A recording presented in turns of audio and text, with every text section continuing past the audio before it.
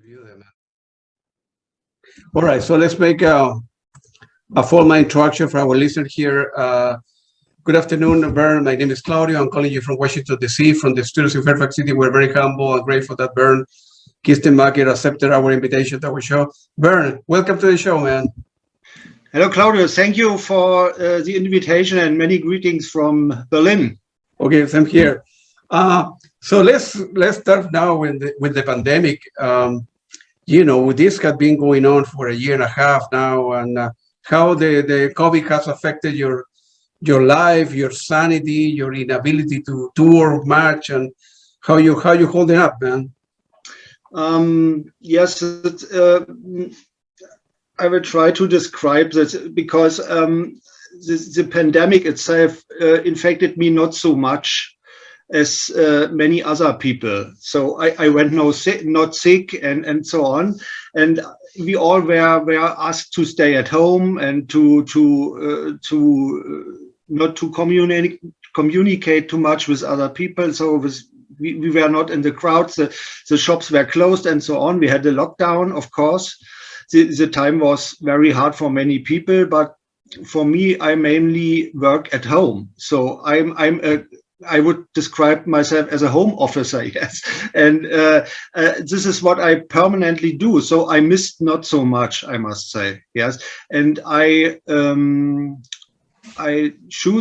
took the time and I understood the whole process as a chance to evolve my own skills and to do something new. For my example, I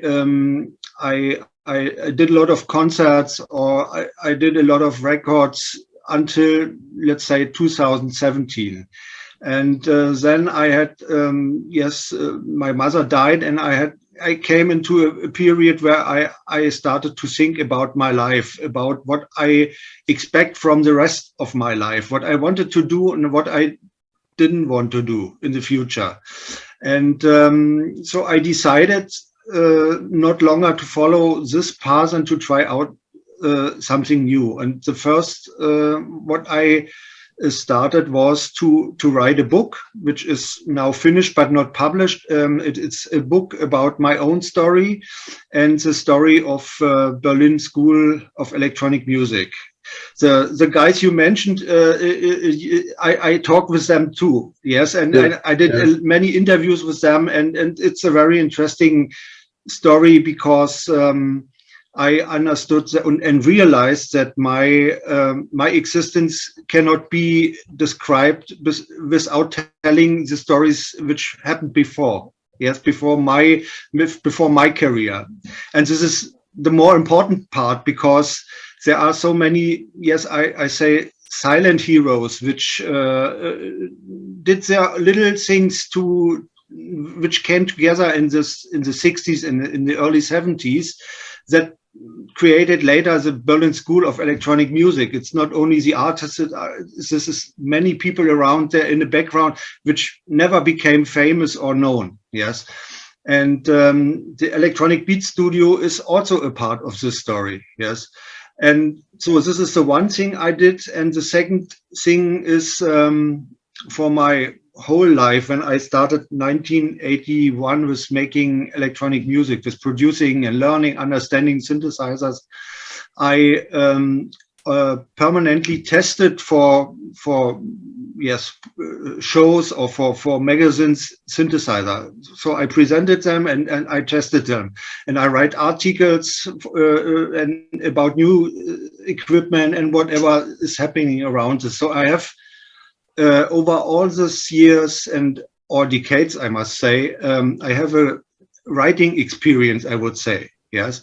And I wanted to lift this whole thing up on another level, and I started after the unveiling of the plague for the Electronic Beat Studio in last December, I started my own YouTube channel and brought my skills together, writing, testing synthesizers, making music, and the whole thing, I call it Freak Out Your Synth, and you find it in my YouTube channel.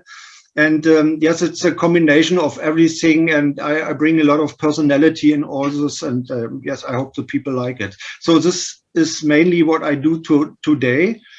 And to do this, I had to learn a lot of things, and I took the time, I took this chance during the pandemic to learn, to understand how the things work. And I bought a lot of filming stuff, and my studio is more a film studio than a music studio today. But yes, I'm still making music, of course, but yes, I do it in another way.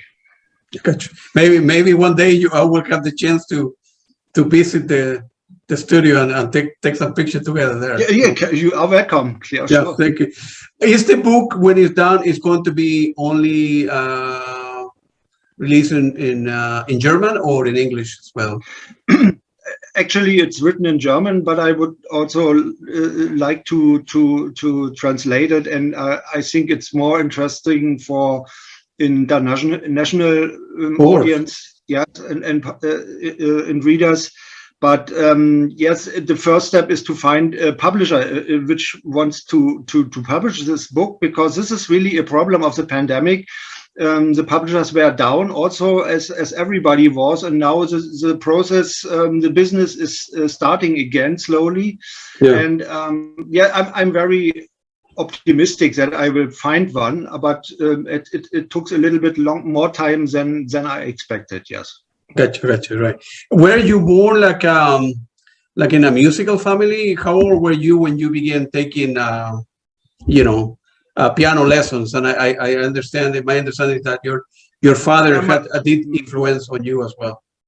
Yeah, my father influenced me. He was also a talented piano player, but he didn't follow this path because it was maybe also a problem of permanent training. I don't know, but yes, later he took the responsibility for his family and stopped with playing music, but he tried to teach me playing piano, and we did it a decent time, but we both had no fun by doing it. He was no good teacher to me, and I was no good, I was not good in understanding what he wanted and training and so on. But the love for keys stayed, yes, and later I began with the age of 10 to become a fan of psychedelic and electronic music. Later, electronic music came later. First, it was psychedelic rock, that kind of experimental music stuff, which was never heard before. And I was, 10, 11 years old when I came in contact with music from Kraftwerk and from Pink Floyd and so on. And yes, that influenced me my whole life and my childhood. And later I discovered what in the same time had happened in Berlin with Tangerine Dream, with Klaus Schulze, with Michael Hönig. And when I listened to their music, I was totally captured by this, and this was my thing, and it was my music, and I became a big Klaus Schulze fan. The Klaus Schulze was my man because he did things all others didn't do, and yes, his music opened my heart. However, I wanted to do the same. And also, when these guys decided to go another musical path, I wanted to stay on this Berlin school thing. And when I was 21 years old, I bought my first synthesizer, and I started to learn and to play and to record. And yes, it's the beginning of my career. And yeah. You still have the synthesizer or no? No, it's gone. Yes, again, my first synthesizer was one from a Korg. It's called Monopoly. Yeah. And it was affordable for me because I ever wanted to have a mini Moog, but I couldn't pay. I didn't have the money for. But this guy had some more possibilities, and it was yes, affordable. And so I got the Monopoly, and I still have one. Yes. Okay, that's great. You remember the first vinyl that you bought on your own? What kind of music were you? I mean, beside the Klaus Schulze and Tangerine Dream and Edgar Froese and all those people. And what the first vinyl? Remember that you bought on your own? You remember vinyl records? My first vinyl. One of the first ones, yeah. I really, my very first single was. I guess it was von Susi Quattro or something. Yeah. And it was a time of glam rock and so on. So I of course I liked this. And no, but my first serious LP was really Kraftwerk One. Yeah, yeah. It was. I had listened to Ruckzuck, and this was yes, really freaking out. This thing, it still is, and one of the best from Kraftwerk. I still sing, and yes, that was my music, and it was my first LP. I had to give my whole money and to save it for weeks and months, and I still remember I went with my mother into a record shop in Berlin, and I bought this LP, and this was. Oh, so it was, and I played it down and down and down, and I don't know how many hundred times I played this track. Yes. Were your parents? So at the time you were like 20, 21, you needed to go make a decision and say, well, either it is after the equivalent of high school, the gymnasium in Germany, either go to university or pick a career in music. Were your parents supportive, or was it a difficult decision for you to make when you were 20 years old? Because you've been listening to music for a while already, right? And you say, man, I like Klaus Schulze, I like Michael Horning, I like Tangerine Dream guys. And how you make decision about becoming a musician or going to get a job or go to university? I must say I was not very honest to myself by following this path directly. After school, I learned a job. Yes, I was. I am a carpenter. Yes, it's unbelievable, but yeah, that was my job. And before I wanted to go to the university, I wanted to have a basis. Yes, and then I went to the university and started to study, but. Yes, I can be honest in this point. I was not good enough in arithmetics. Yes, and it was too much for me. But in parallel, I developed my career as electronic musician. Yes, and this became more and more important. And at the end of the 80s. Yes, early beginnings of the 90s, I founded a little family, and this meant a lot of responsibility. Yes, and I had to earn money again, and everything was always in parallel. Yes, it was no career as a musician, so a professional career, you can say. But I understood many years later that this was not the solution for my life. And in 2009, very late, I decided to stop with my job and to stop with everything and be musician only. And since then, I would describe myself as a professional because I have to earn my money for a living from music, which is difficult enough. Oh, absolutely. Last night I was listening to the album from 1987. I think it's called "Wake Up in the Sun." That in many people consider that one of your classic albums, and feel free to elaborate on that album. I don't know if that's the first one or one of the one of the first one, right? It was the first one you've done or no? Wake Up in the Sun or no? I started in 1984 with a production of music cassettes. So this my first album was Romantic Times, and it was released on music cassette. And the second album was Music from Outer Space, and it was also released on music cassette. But then I felt this was not professional enough for me, and it was time to produce a real recording album. Yes, and I started with Head Visions. That is, you can say, this is my really first release as a professional musician. Yeah, and this was a full-length album. Head Visions was very successful because it was my yes, you can say, my love declaration to the music of Klaus Schulze. So this was I wanted to tell his stories a little bit longer in my interpretation. So this is Head Visions about. And the second album after this was 1987, Wake Up in the Sun. And this is interesting because at this time I decided to found my own label. Yeah, that was Musique Intemporelle called. Now it's later it became the name MI Records. It still has this name. And with Musique Intemporelle, I wanted to produce my own music and also the music from other artists. And yes, it was also the step 1987, 88, where compact discs entered the market. That was brand new in those days, and so Wake Up in the Sun became the first release on CD on a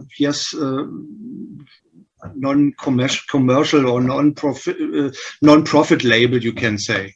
Yeah, it was a self-production and amazing, expensive, unbelievable. Yes, but yes, it was the way. It was the future in those days. Did you end up selling a lot of them CDs, and then there was an issue on vinyl as well, right? Or not? There was first the issue on vinyl, and in parallel then on compact disc. Yeah. Were you selling enough record to make a little bit of money to recover that investment? You never sell enough, I would say. But I mean, yes. It is a niche market. It's not the big thing, never. But in those days, there were a lot of fans. That was a fortunate situation that also this music, our music, was played in public radio. So this is something that doesn't happen today. Yes, today you can listen to techno or whatever, but in those days you could listen to Berlin School or to Kraftwerk, the Düsseldorf scene, and whatever. And so there was a big chance to become listened by people which normally don't listen to this music, and this was a good influence on the sales. Yes, that's of course. If having a radio playing your music, that's unbelievable. And I read also that you collaborated with Harald Grosskopf in that album as well, right? Which I had the opportunity to interview him as well. He's a very nice person too. So. Yes, we played together. Yes, I invited him for doing 2 concerts in Cologne and one in Berlin in those days. It was in the 90s, early 90s. And then we produced a solo album, cooperation. It was a 50-50 album called Characters, which describes the situation very good, I think. And yes, from the concerts, we had some live releases, but then, yes, that was our cooperation. It was a good time we had. Good, that's great. Feel free to elaborate in, I think in 2001, right, you needed to make a difficult decision, and because the sales on MI record were not doing that well, and you need to, put everything concerning music aside for a while, and it was a difficult decision for you to make. And 2001 was a terrible time because, yes, and some years before the whole thing started first with internet. Yes, it was the first movements in the net. And possibilities for artists to self-market, so they no longer needed a record label to release their music. That was the one thing. The other thing was that it became very common to produce so-called CDRs. So you could print your own CDs with your own music or whatever music, without moving so much money. And that was really killer for my label and for my activities, because my label was more a classic one with a record contract and with the wish to how can I say it? To work for a longer time with a special artist, yes, to produce more records. And that was the time had come that this process, this way didn't work no longer. It was over. And I had really financial problems. That was financially a disaster. And I also was invited to participate on a festival in Italy, where several hundred people were announced to come, and finally I worked for weeks and months for this show, and I did my best and had a lot of costs to go there, and then I don't know, 15 people were, so it was a total disaster. And yes, it was the moment when I said, this whole thing makes no longer sense to me. Yes. And I stopped everything. I sold my synthesizers, and I went into an office job, and I thought, yes, it would be okay for the rest of my life. But what I said before is what happened. I was not honest to myself in this point, and a couple years later, my feelings and my wishes returned, and I see myself looking out of the window, and I saw the life of other people going by, and my life was terrible, boring, and this is not just what I wanted for my life. And then I stopped with it, and as I said, 2009 I returned to making music and producing records and making. That's it. Yeah, that's a beautiful story. That's MI Record still exists or no? As a label? Sorry. The record label still exists. MI Records or? MI Records is still existing, but only for my own music, and you find it on Bandcamp. Yeah, in Bandcamp, I noticed that you have all the. Do you sell a lot? It's okay. It's okay. Yes, I know. In the meantime, I've stopped producing CDs because that makes no longer sense. We are in a digital world, and if people want to get some music which is not free, they will download. They will obtain downloads and nothing else. So I would not longer invest money into vinyls or CDs. That's, for me, that's over. If somebody else wants, yes, welcome. But for me, it's okay to produce downloads.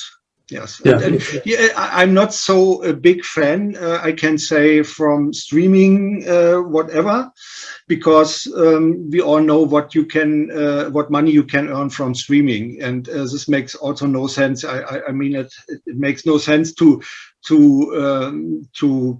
build a studio with tons of synthesizers and equipment, and then you produce your music from heart, yes, and then you sell it for parts of a part, yes, of a cent. I don't know.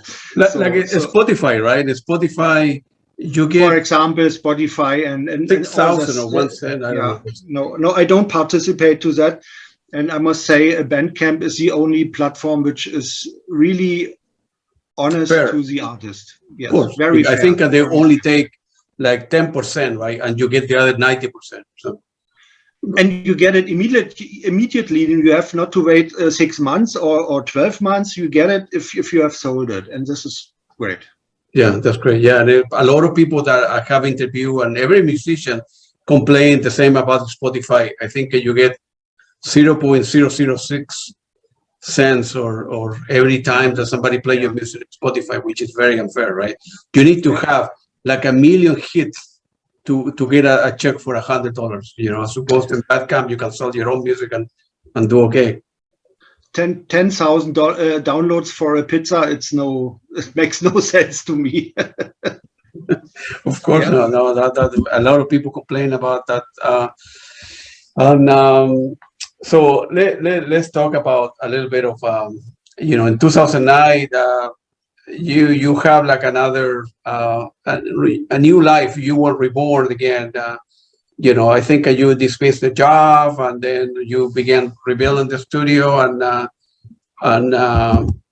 put your life back into it. What's your a personal question? What's your you sold some of the equipment and you needed to buy them back, and was your wife, your kids didn't complain?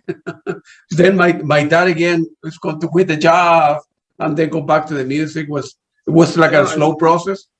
I must say it was a very egoistic decision. Yes, and it was not easy for my family.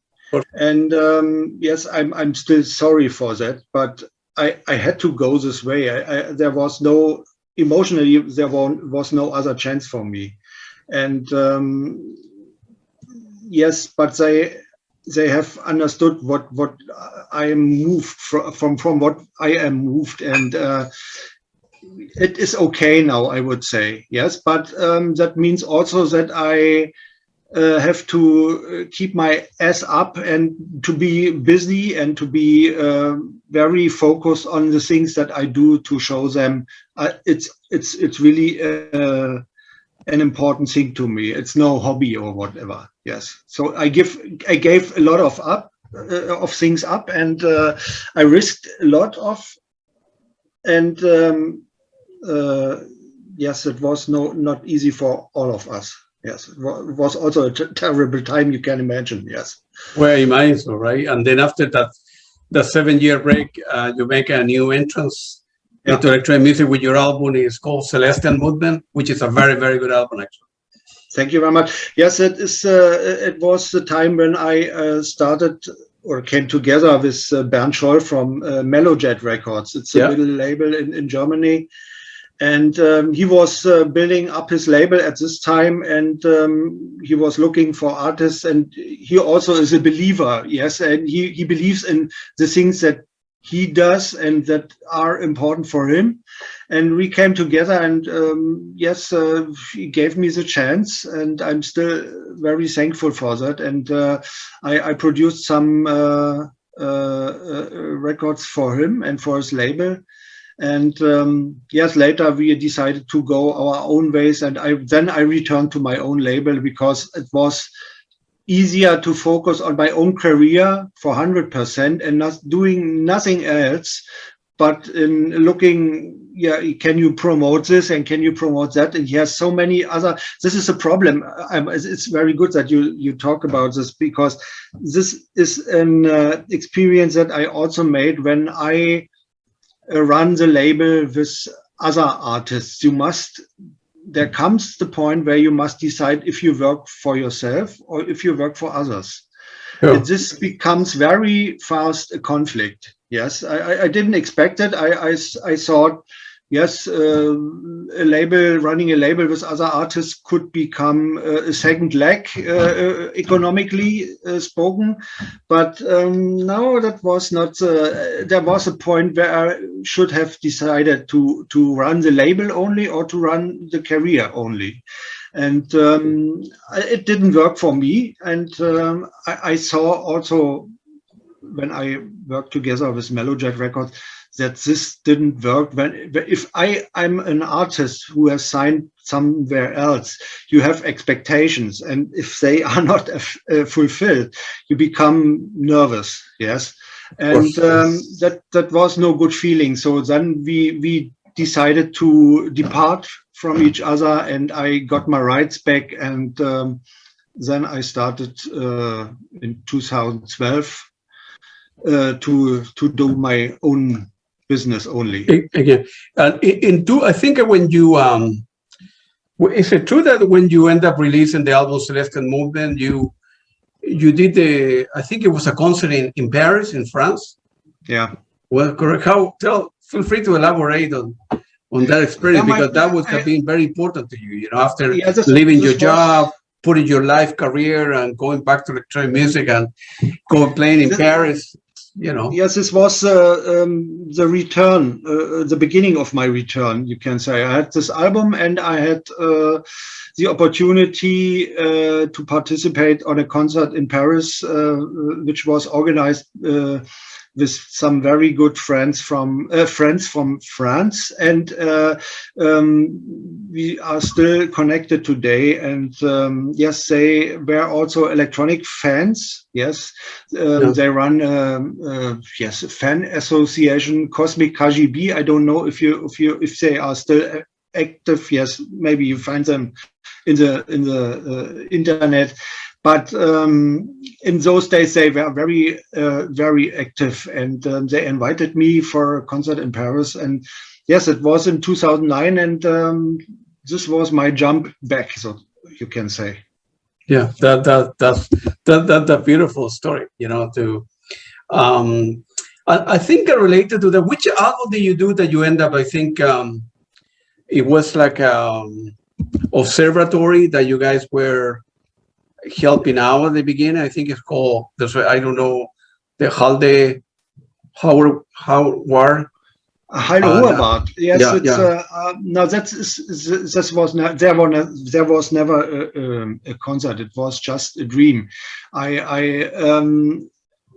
You can see it. It's a so-called horizontal observatory. It's an installation on a mountain in the German Ruhrgebiet, and that was planned as an you could follow the stars and the sun and whatever, the moon, and it was like a giant globe on a mountain. Yes, so two bows. And it's looking fantastic if you are going over that hill. But the whole installation is closed since many years because there were technical problems, and there was in the very first beginning an idea to perform on that hill a concert, but that never happened. But I loved the image, and this was the idea for Celestial Movements. Yes, you see it on the cover. I have seen on the cover that I have the album. The other album that I really like as well, and perhaps one of the ones that maybe you are most famous for is Kaleidoscope. Okay. And I really like that album. And for a lot of people, that's a very turning point and a very good album in the world of electronic music. I don't know if for you was the same. It's a very it's difficult because for me as a consumer of your music, right? I buy a lot of your music, and according to Claudio, this is the best album. But perhaps according to Bernd, maybe it's not the best album. What's your opinion on that? This is the idea. Yeah, I must say, I must go back. It was in 1988 when I got the opportunity to play here in Berlin in the planetarium. We have two of them, one in East Berlin, one in West Berlin, and that was the times of West Berlin still, and we had our planetarium not far away from here. And they had a problem because the cupola was burnt down. So, and they had to invest a lot of money for reconstruct the whole thing. And then in 1987, 88, they were ready with the buildings and everything, and there was planned to reopen it, to reopen the house. And I had the idea, together with my friend in those days, Mario Schönwälder, to organize a benefit concert for this house. And at least it became 3 shows in 2 days. And I started to compose music for this event. And this was a 50-minute long track called Ferne Ziele.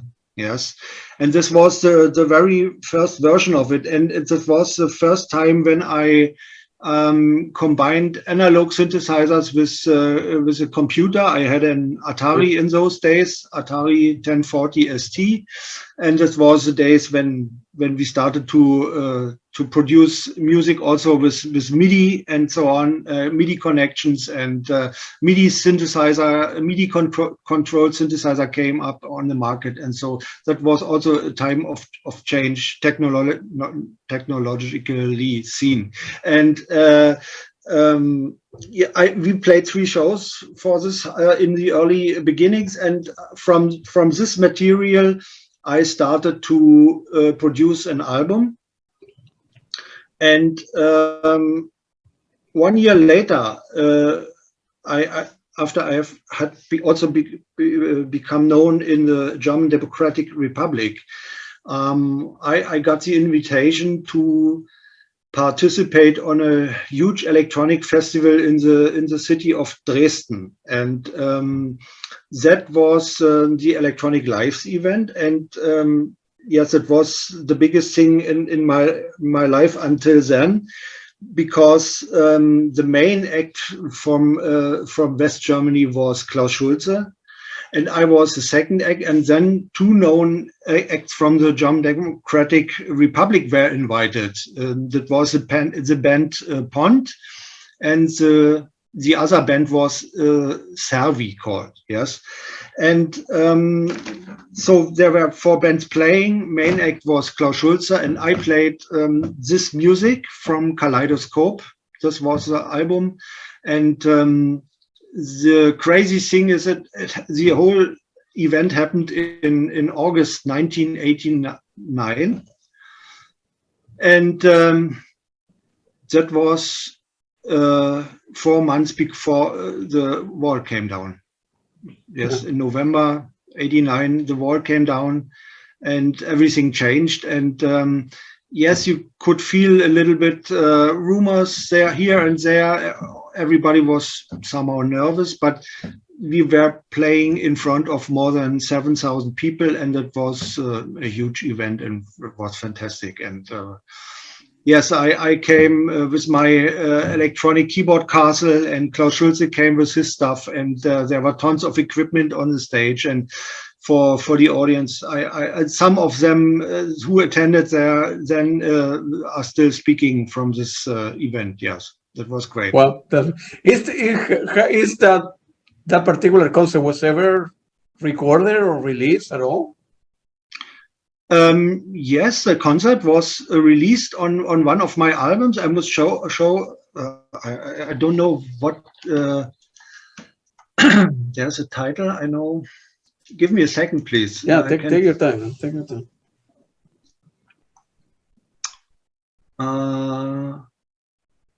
Yeah, I will need to listen. Yeah.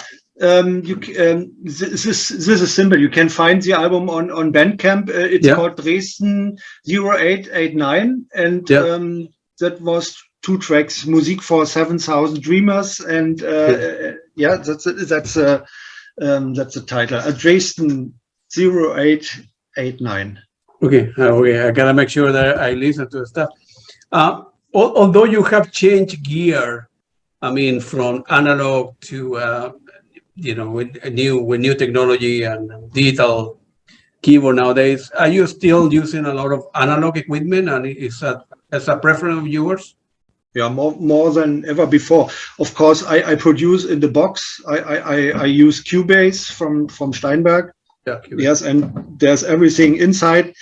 But from hardware, you can see here in the back my very loved synthesizer from GRP, the A4, and on the other side is the ARP 2600. So analog stuff is still the thing, yes. Yeah, many musicians I have interviewed and people that do compose music for film, they are going back to the analog stuff. That makes sense because analog sound synthesis is still the thing since 50s.